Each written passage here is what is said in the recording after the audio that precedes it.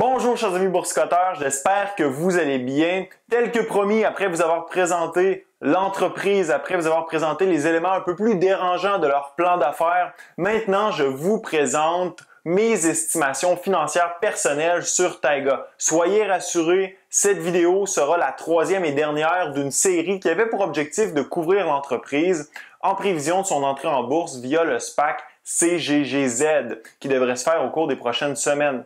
Vous avez été des centaines à me demander de partager mon opinion sur les prévisions financières de l'entreprise, alors aujourd'hui, vous serez réellement servi.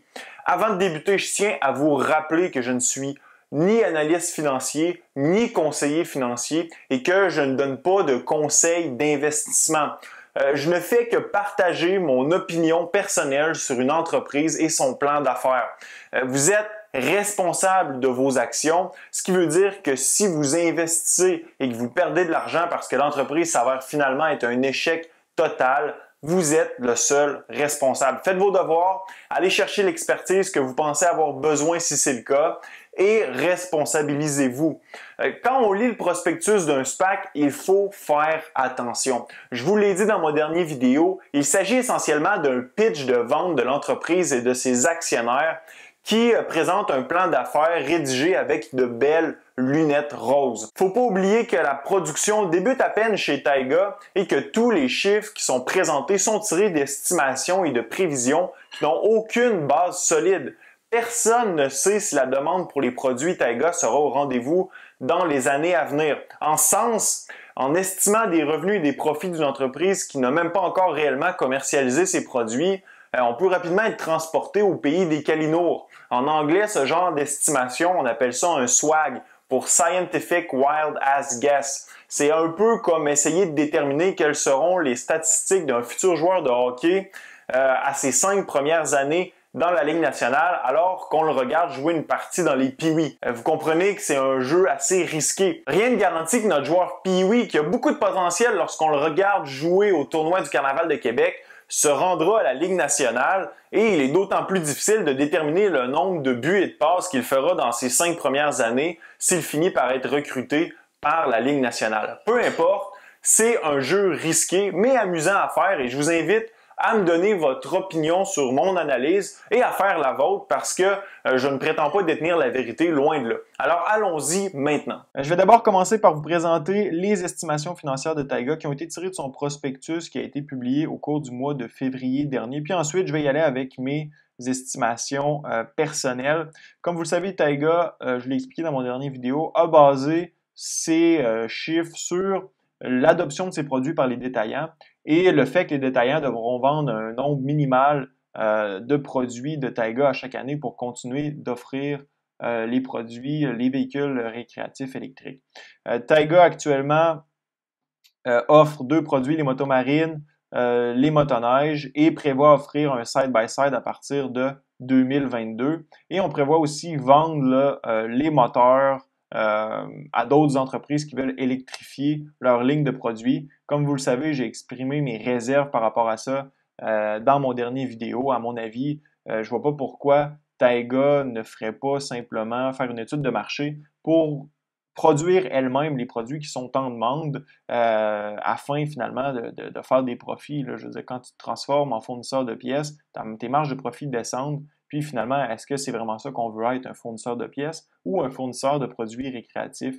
Taiga estime qu'en 2025, elle pourra vendre 17 000 motomarines, 15 000 motoneiges, 24 000 side-by-side et 20 000 moteurs pour un total de 76 000 unités vendues. Si on regarde le marché, ça c'est le marché de 2020 des unités qui ont été vendues. Pour ce qui est du marché des motomarines, je l'ai estimé en fonction du chiffre que j'ai trouvé sur les États-Unis, 82 000 motomarines vendues aux États-Unis en 2020. Mondial, j'ai estimé que c'était autour de 120 000. Peut-être que je me trompe de ce côté-là. D'ailleurs, si vous avez la réponse sur le nombre exact d'unités vendues, je serais bien ravi là, de l'apprendre. J'ai estimé que ce nombre-là allait croître d'environ 1% par année. C'est un marché qui est assez stable. Il n'y a pas beaucoup de croissance. Donc, j'ai estimé 1% pour les motomarines, 1% pour les motoneiges, 2% pour les motoneiges, pardon. Puis, pour ce qui est des side-by-side, c'est le plus gros marché des véhicules récréatifs. On prévoit d'ailleurs une croissance de 5% par année, donc 450 000 unités vendues là, dans le monde en 2025. C'est ce qu'on prévoit. Donc, en fonction des unités vendues, Taiga prévoit contrôler 13% du marché des motomarines, 11% du marché des motoneiges et 5% du marché des side-by-side. Donc, lorsqu'on fait un peu une ingénierie inversée des chiffres en fonction des revenus que prévoit avoir Taiga, donc on obtient ici les prix moyens de vente, donc environ 16 000 pour les motomarines, 16 000 pour les motoneiges et pratiquement 20 000 pour ce qui est des side-by-side. Taiga prévoit avoir 1,3 milliard de revenus en 2025 et prévoit être profitable avant les impôts, l'intérêt, puis l'amortissement en 2023. À mon avis, c'est très jovialiste. Comme vous voyez, ce que j'ai mis en rouge, c'est les réserves par rapport aux chiffres de Taiga. Donc, la profitabilité en 2023, à mon humble avis, on oublie ça. Bon, c'est pas de la vraie profitabilité, là. Mais bon, la profitabilité EBITDA en 2023, on oublie ça. Pour ce qui est du side-by-side, 2000 unités vendues en 2022, ça me semble complètement irréaliste. L'entreprise débute la construction de son usine, donc c'est prévu pour la deuxième moitié de 2021. En 2022, on doit lancer 2 chaînes de production dans cette usine-là. Donc la chaîne de production des motomarines, la chaîne de production des motoneiges. Et en plus, on commencerait à produire le side-by-side. Ça me semble là, très, très, très optimiste. À mon avis, là, en 2022, on n'aura pas 8900 unités de capacité de production chez Taiga. Ça me semble quasiment certain. D'ailleurs, s'ils l'obtiennent, ben, je vais être le premier heureux, je vais être surpris, heureusement surpris. J'ai beaucoup de réserves par rapport aux chiffres qui ont été présentés par Taiga. Puis, je vous ai préparé, si on va du côté de mes chiffres personnels, 3 scénarios. Mon scénario de base, mon scénario le plus optimiste, mon bull case, et mon scénario le plus pessimiste, donc mon bear case. Donc, allons-y avec mes prévisions, puis je vais vous présenter mes hypothèses avant de vous présenter mes chiffres. Pour ma part, moi, j'ai pas compté aucun revenu provenant de la vente des moteurs. À mon avis, c'est une fausse bonne idée. Donc, j'ai fait comme si Taiga là, avait écouté mon vidéo puis avait finalement était revenu sur sa décision de vendre son avantage comparatif aux compétiteurs. Pour ce qui est de la capacité de production, à mon humble avis, là, on oublie ça, là, être capable de produire quasiment 9000 unités en 2022. L'usine va être en construction, les chaînes de production vont être en lancement. C'est très, très, très difficile de mettre en production un nouveau produit, un produit électrique. On l'a vu d'ailleurs avec Tesla, le Model 3. Donc, la compagnie a failli y passer. Donc, c'est pour ça que j'ai beaucoup de réserves par rapport à ça. Donc, à mon avis, là, pour les 2 prochaines années, 2021-2022, on va fonctionner exclusivement avec le Centre de développement de Montréal, qui a une capacité de production de 2000 unités par année. Puis, tranquillement, 2023, 2024, 2025, on va commencer à lancer la production des produits pour augmenter la capacité de production, là, comme vous le voyez, 10 000 unités 2023, 25 000 unités 2024, pour atteindre la production maximale de 60 000 unités de produits finis en 2025. Maintenant, si on se transporte du côté de mes estimations pour ce qui est des parts de marché, mon bear case, j'ai Taiga à 12% du marché des motomarines, 11% du marché des motoneiges et 1% du marché des side-by-side. Encore une fois, du côté des side-by-side, regardez ici, là, j'ai mis 0 production avant 2025. Donc, il faut être un peu réaliste, là. Taiga va lancer la production de ses motomarines, ses motoneiges. Là, le side-by-side est encore sur la planche à dessin. Vendre 2000 unités en 2022, ça me semble un peu optimiste, sans parler du 24 000 unités en 2025. Là. Donc moi, comme vous voyez, j'en ai mis 4500 environ. Pour ce qui est des revenus, mes estimations, 500 millions pour 2025. Donc, on est très loin du 1,3 milliard prévu, là. Donc, peut-être que je me trompe. Je serais bien content de me tromper, c'est sûr. J'espère que je me trompe à la baisse, bien évidemment. Maintenant, du côté des unités vendues, comme vous pouvez voir, je suis encore très en deçà de ce que prévoit vendre Taiga. Donc, Taiga prévoit vendre 56 000 unités de produits finis, alors que moi, je prévois que l'entreprise devrait en vendre environ 34 000. Si on ajoute à ça une marge de profit net en 2025, donc si l'entreprise réussit à atteindre la profitabilité en 2025, 6% de marge de profit net, avec un ratio cours-bénéfice de 70, un ratio prix-vente de 4. Écoutez, il ne faut pas oublier que c'est une entreprise qui est en croissance quand on détient seulement 12, 11 et 1% du marché. C'est sûr que l'entreprise, si les produits sont appréciés par les consommateurs, il y a beaucoup de croissance qui reste de 2025 à 2030. Donc, j'ai aucun problème à donner une valorisation avec des ratios aussi élevés. Vous avez juste à aller voir présentement la valorisation des entreprises de croissance. Là, ça dépasse largement ce que je viens de mettre ici. Puis voilà, au niveau du nombre d'actions, évidemment, ça va croître. Là. Le deal s'est fait à 179 millions d'actions. Mais écoutez, l'entreprise va avoir besoin de financement supplémentaire. On va émettre des actions. En plus, il y a les stock options donnés aux employés, aux actionnaires de l'entreprise, les warrants qui vont probablement se transformer en actions. Donc, on a une croissance de 5% par année. On va arriver à 218 millions d'actions en 2025 pour une capitalisation boursière de 2 milliards en 2025. Alors là, ça nous donnerait un prix par action de 9 quasiment 10 en 2025, comparativement au prix qui est actuellement de 3 On parle d'un retour annuel là, d'environ 30%, ce qui serait, à mon avis, excellent. Puis, comme vous pouvez voir, là, j'ai été assez conservateur dans mes chiffres. Puis, évidemment, j'espère que Taiga va me surprendre, puis va battre mes prévisions. Là, vous pouvez vous demander où je suis allé chercher là, mon estimation pour ce qui est de la marge de profit net, puis aussi des ratios que j'ai utilisés. Je suis allé voir les compétiteurs. Donc ici, on a Bombardier et Polaris.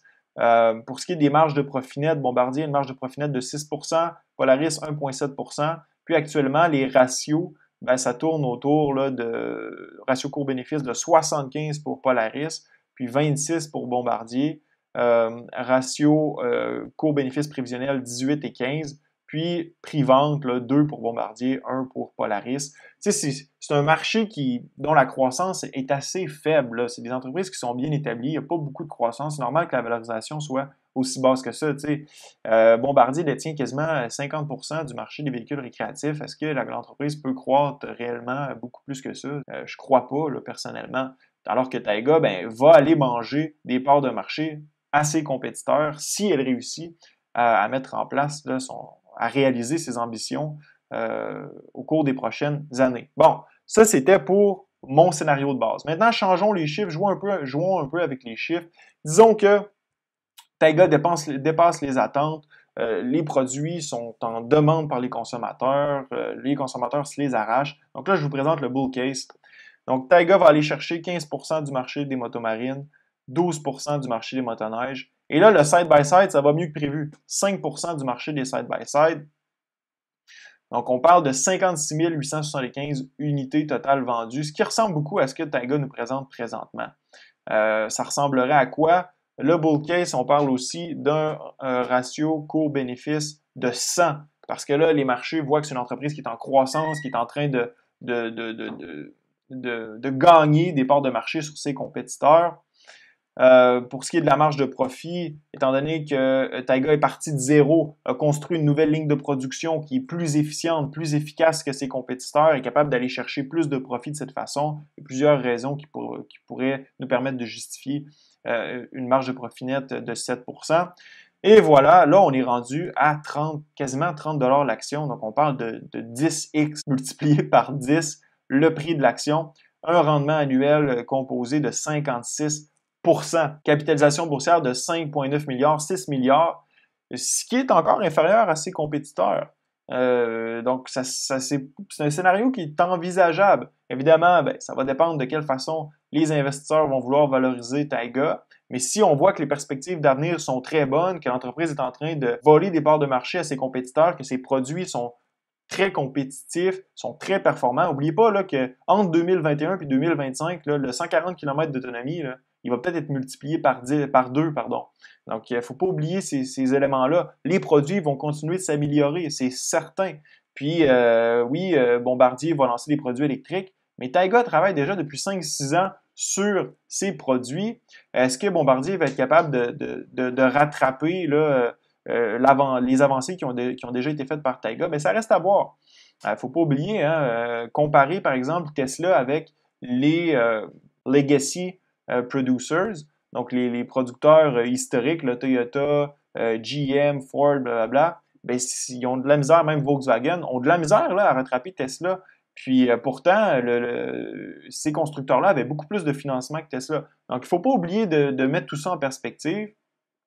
Puis là, évidemment, c'est mon bull case. Est-ce qu'il y a des chances que ça se produise? Ben, peut-être, là, mais il faut vraiment être optimiste pour penser que l'action va être décuplée au cours des 5 prochaines années. Bon, disons que ça va un peu moins bien là, que prévu finalement. On va y aller avec le bear case. Taiga a de la difficulté à lancer sa production. Les produits ne sont pas très en demande par les consommateurs, du moins que prévu. Alors, Taiga va seulement aller chercher 10% du marché des motomarines, 10% du marché des motoneiges, 0% pour le side-by-side. Le side-by-side, ça a été difficile. On n'a pas réussi à mettre le produit en marché. On a eu de la misère avec la mise en production de l'usine, de lancer les chaînes de production. Il y a eu beaucoup de difficultés, etc. Donc là, ça change la donne. Pour ce qui est de la valorisation, un ratio court-bénéfice de 50. Donc, les investisseurs ne sont pas certains si Taiga va continuer sa croissance au cours des prochaines années. Puis, pour ce qui est de la marge de profit, seulement 5%. Donc là, vous voyez, l'action s'en va pas loin. Là. Finalement, on est à 4,50 $, 8% de rendement annuel. Puis si on baisse notre marge de profit parce que ça va moins bien que prévu, regardez, on s'en va nulle part. Donc, l'action au cours des 5 prochaines années va nulle part. Donc, vous voyez que c'est important qu'au cours des 5 prochaines années, Taiga lance sa production, qu'elle vende des produits. À partir de 2022-2023, il faut qu'on voit là, que les produits sont en demande, qu'elle est capable de les écouler. Puis, il faut voir aussi cette croissance là, d'année en année là, dans les 3 chiffres là, pour pouvoir justifier un accroissement du prix autour de 10 $ autour des prochaines années. Donc là, mon scénario de base, ben c'est lui évidemment que je préfère. Puis un élément important qu'il va falloir surveiller, eh bien, c'est bien évidemment le side-by-side. De quelle façon là, ça va être entré sur le marché? Évidemment, si ici, on déplace l'introduction du side-by-side à 2022 ou 2023, ah ben là, ça change beaucoup de choses. Là. Puis mon 10 $ de prix d'action en 2025, ben peut-être qu'il pourrait se transformer en 15 puis en 20 $. Donc, c'est tous ces éléments-là qu'il va falloir continuer de monitorer au cours des prochaines années. Évidemment, là, c'est beaucoup de spéculation. La production va commencer au cours des prochains mois. Les produits vont commencer à être vendus. Est-ce que la stratégie de vente des produits de Taiga va fonctionner? Encore une fois, je la connais pas la réponse. J'ai pas de boule de cristal. Donc, c'est pour ça qu'il faut faire très attention lorsqu'on investit dans des entreprises spéculatives comme celle-ci. Et puis, bien évidemment, j'aimerais avoir vos commentaires sur mon analyse financière. Pensez-vous que c'est possible que Taiga se rende à multiplier son action par 3 au cours des 5 prochaines années? Quand même un rendement de 27% par année, c'est pas mauvais quand on compare ça avec le S&P 500 qui fait à peu près 7-8% par année. Donc, laissez-moi savoir dans la zone de commentaires ce que vous pensez de mon analyse. J'espère que vous avez apprécié. Si vous aimez ce genre de vidéo, laissez-moi savoir aussi. N'oubliez pas de donner un j'aime. Évidemment, ça supporte la chaîne. Puis, je suis toujours content de vous lire à chaque semaine dans la zone de commentaires. Ce fut un plaisir d'être avec vous. À la prochaine.